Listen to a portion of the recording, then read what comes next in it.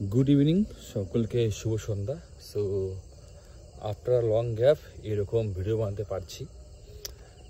তো আমি এখন আছি আমাদের হেডকোয়ার্টারে এবং আমার ফেভারিট জায়গা।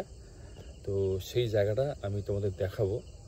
তো এই যে রোড, এটা আমার ফেভারিট জায়গা, আমার কোয়ার্টারের পাশেই। তো এখানে কিন্তু আমি 1.5 মাস পর আবার আসলাম।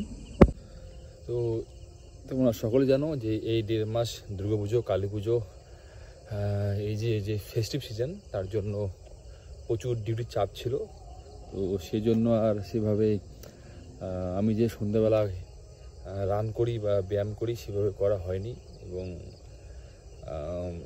শরীরের প্রতি ধ্যান দেওয়া হয়নি। এবং টানা এই ফেস্টিভ সিজনে নাইট করে করে শরীরের অবস্থা খুবই খারাপ হয়ে যায়। তো আজ অনেকদিন পর আবার আসলাম আমার সেই পুরনো জায়গায় এবং আজকে আমি একটু হাঁটাহাঁটি করছি এবং চেষ্টা করব এরপর থেকে আবার ফ্রি হলে আগের মতো রেগুলার রান করার এবং ব্যায়াম করার এবং সেই ভিডিওগুলি তোমাদের সামনে তুলে ধরার, যেগুলো আমি আগে করতাম। এবং আমি তোমাদের সকলকেই সবসময় বলে থাকি যে আমাদের কিন্তু শরীর প্রধান সম্পদ এবং আমরা যারা ডিফেন্সে রয়েছি বা পুলিশে রয়েছি তাদের কিন্তু ফিজিক্যালি ফিট থাকাটা খুবই জরুরি।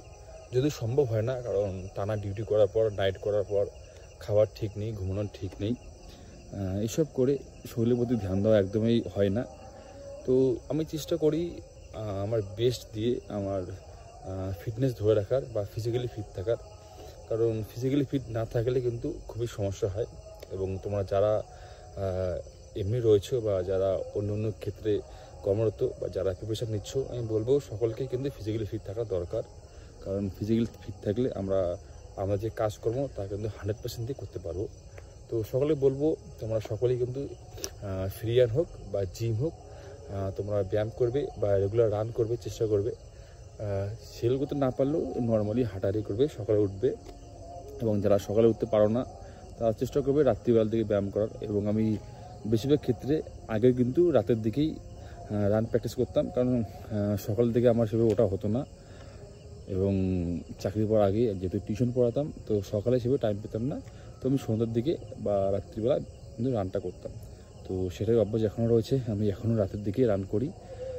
তো এই 1.5-2 মাস করা হয়নি, চেষ্টা করব এখন টাইম পেলে আবার শুরু করার এবং সেই ভিডিওগুলি তোমার সামনে তুলে ধরার। যেহেতু আমি ফিটনেস রিগার্ডিং অনেক ভিডিও তুলে ধরি, ভালোও লাগে। আর তার সঙ্গে এগুলো ফেসবুক বা ইউটিউবে থেকে যায়, এগুলো আমার কাছে মেমোরি হয়ে থাকবে এবং আমি এরপরেও দেখতে পারবো যে আমি কী কী করেছি।